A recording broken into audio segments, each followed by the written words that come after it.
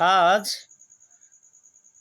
দিনিয়াত প্রথম বর্ষের সবক নাম্বার 4 এর বিষয়ে আলোচনা হচ্ছে। ঠিক আছে, তাহলে এগিয়ে যাওয়া যাক। আজকের আলোচনার বিষয়বস্তু হচ্ছে দাল, জাল, র এবং জা। আমরা আগের দিন যেটা পড়েছিলাম সেগুলো একটু দেখে নেওয়া যাক। প্রথমটা হলো আলিফ, বা, তা, সা, জিম, হা, খ। এগুলো আমরা আগের দুটো ক্লাসে পড়েছিলাম। আজকে যে অক্ষরগুলো এসছে, প্রথমটা হচ্ছে দাল। দালটা কাকে বলে? আমরা যদি আমাদের ডান হাতটা মাজায় রেখে দিই তাহলে একটা আকৃতি পেয়ে যাব। ঠিক সেই আকৃতিটার সঙ্গে দালের একটা দারুণ মিল আছে। তোমরা তোমাদের হাতটা মাজায় দিয়ে দেখতে পারো বা কোমরে দিয়ে দেখতে পারো। এটাকে বলা হয় দাল।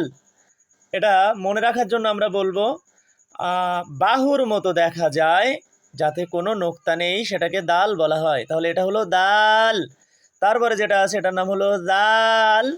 জাল কাকে বলে? বাহুর মতো দেখা যায়, উপরে এক নোক্তা, এটার নাম হলো জাল। তারপরে আছে র। র কাকে বলে? কাস্তের মতো দেখা যায়, যাতে কোনো নোক্তা নেই, সেটার নাম হলো র। তারপরে আছে জা। জা কাকে বলে? জা, এটাও কাস্তের মতো দেখা যায়, উপরে একটা নোক্তা আছে, তার নাম হলো জা।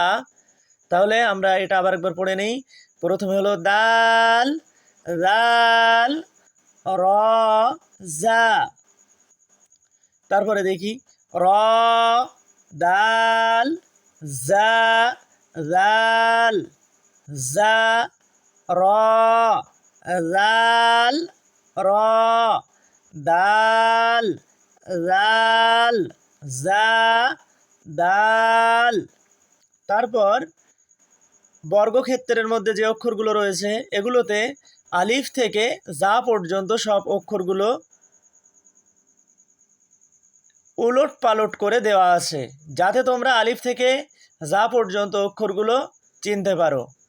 যেমন তা, খ, সা, জিম, বা, র, তা, আলিফ, বা, তা, আলিফ, খ, লাল, দাল, হা, সা, জা, হা, লাল, জিম, দাল, জা, র, তা, বা, তা, সা, আলিফ, হা, তা, সা, জিম।